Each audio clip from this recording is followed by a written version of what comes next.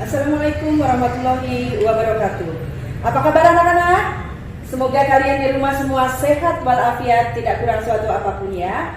Mohon maaf karena keadaan negara kita memang sedang seperti ini, terpaksa kita hanya belajar melalui daring atau melalui online. Suatu saat nanti bila keadaan memang sudah membaik, kita bisa bertatap muka langsung ya. Baik, pagi ini kenalkan, nama Ibu adalah Sri Rahayu. Ibu mengajar tentang bahasa Indonesia. Nah, pagi ini kita akan belajar tentang teks laporan percobaan. Apa yang dimaksud dengan teks laporan percobaan? Percobaan kalian tahu? Percobaan atau biasa disebut juga dengan eksperimen, yaitu adalah suatu kegiatan untuk menguji atau membuktikan suatu percobaan. Kemudian, apa yang dimaksud dengan laporan? Kalian tahu kalau kita diberi tugas oleh seseorang, maka kita harus membuat suatu laporan atau suatu pertanggungjawaban. Kemudian, teks. Teks, apa itu teks? Teks adalah pasti suatu tulisan. Kalau begitu, pengertian dari teks laporan percobaan adalah suatu kegiatan menulis yang berisi hasil percobaan sebagai bukti telah melakukan suatu percobaan. Teks laporan percobaan memiliki 3 ciri-ciri. Ciri yang pertama yaitu fakta. Apa itu fakta? Kalau kalian masih ingat, fakta dan opini, maka fakta adalah sesuatu yang sudah pasti. Apa yang dimaksud dengan pasti? Yaitu dapat dibuktikan.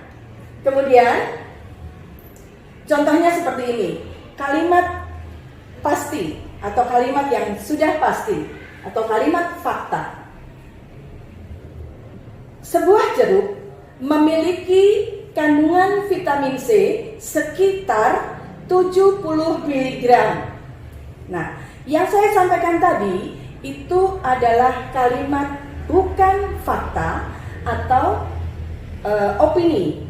Kenapa? Karena ada ciri-ciri tadi kata sekira atau sekitar. Nah, kalau yang kalimat fakta yang seperti apa? Seperti ini contohnya ya. Sebuah jeruk memiliki kandungan vitamin C sebanyak 70 mg dalam sebuah jeruk. Nah, ini merupakan kalimat fakta karena apa? Bisa dibuktikan kebenarannya, yaitu 70 mg dalam sebuah jeruk vitamin C-nya. Kemudian, ciri yang kedua dari teks laporan percobaan adalah harus lengkap. Kenapa membuat teks laporan percobaan itu harus lengkap? Supaya teks laporan itu mudah dipahami dan bisa menjadi suatu teks laporan yang utuh. Begitu. Kemudian teks laporan percobaan ini, ciri yang ketiga yaitu objektif. Apa yang dimaksud dengan objektif? Objektif adalah sesuatu yang sesuai dengan keadaan yang sebenarnya.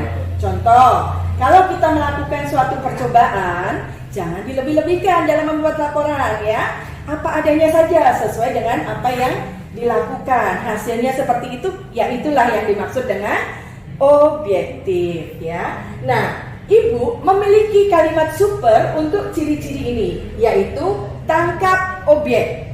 Jadi, ciri-ciri teks laporan percobaan adalah tangkap objek.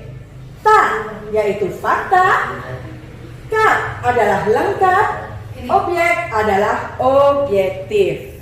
Ya, bisa dipahami? Baik, kita lanjut. Teks laporan percobaan juga memiliki fungsi. Ada 5 fungsi dalam teks laporan percobaan. Yang pertama adalah fungsi informasi. Ya, jika kalian ingin mendapatkan informasi tentang suatu percobaan, kalian bisa mencari teks laporan percobaan dari orang-orang yang sudah melakukan, yaitu guna mendapatkan informasi apa yang kalian butuhkan.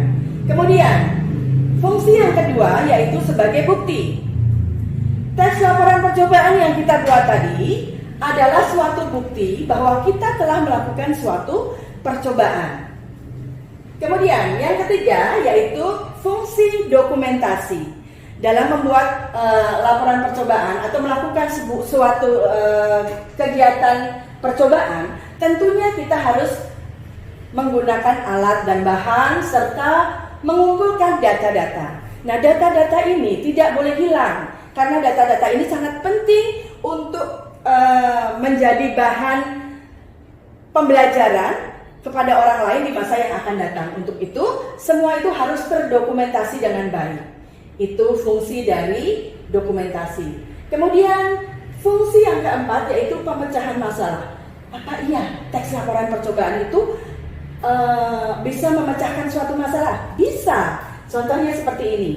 Kalau kalian ada yang sangat menyukai makanan bakso misalnya, setiap hari makan bakso, begitu mendengar berita bahwa bakso mengandung borak, yang itu artinya sangat berbahaya untuk kesehatan kita, apa yang kalian rasa? Sedih? Ya, karena kalian suka dengan bakso, tetapi ternyata mengandung borak. Nah, kalian kemudian berpikir, masa iya sih semuanya pasti mengandung borak? Nah, untuk itu kalian bisa melakukan suatu percobaan sederhana. Bagaimana sih untuk membuktikan bahwa bakso ini mengandung borak atau tidak? Jika mengandung borak, tentunya kalian akan selesai atau tidak akan makan bakso lagi. Tetapi ketika kalian menemukan bahwa ternyata tidak semua bakso mengandung borak, ada juga bakso yang murni tidak menggunakan boraks sebagai pengawet, maka kalian akan membeli bakso yang memang tidak ada boraksnya. Kemudian fungsi yang kelima yaitu pertanggungjawaban. Seperti tadi yang sudah Ibu sampaikan, bahwa jika kalian menerima tugas atau mendapat tugas dari seseorang, maka kalian harus melaporkan sebagai suatu pertanggungjawaban. Itu yang dapat Ibu sampaikan. Pembelajaran kita kali ini tentang teks laporan percobaan. Mudah-mudahan kalian bisa memahami, dan untuk selanjutnya tolong masuk kepada Google Classroom karena nanti Ibu akan memberikan pertanyaan dan tugas untuk kalian. Terima kasih atas perhatian kalian semua. Sukses selalu dan sehat selalu. Stay di rumah dan tetap harus belajar. Wassalamualaikum warahmatullahi wabarakatuh.